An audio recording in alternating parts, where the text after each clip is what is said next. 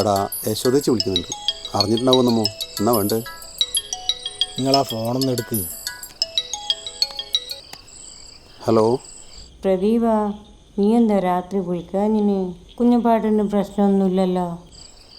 അല്ല, നിങ്ങൾ കിടന്നോ? പ്രശ്നമൊന്നുമില്ല, ഞാൻ രാവിലെ വിളിക്കാം. വെറുതെ ഉറക്കം കഴിഞ്ഞിട്ട് കാലിൻ്റെ വേദന കൂട്ടണ്ട.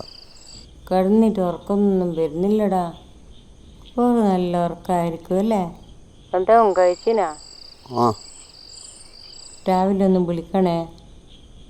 ആ ഞാൻ രാവിലെ വിളിക്കാൻ പറയാം, നിങ്ങൾ വെച്ചോ. എടാ, ഓർ അറിഞ്ഞിട്ടൊന്നുമില്ല.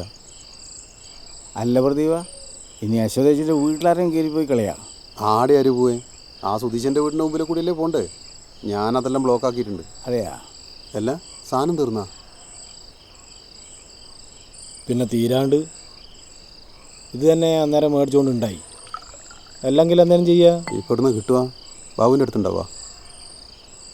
നിങ്ങളൊന്ന് വിളിച്ചോക്കറ. എന്നാൽ ഉറങ്ങിയിട്ടുണ്ടാവുക. ഉറങ്ങാനൊന്നും ആയിട്ടില്ല.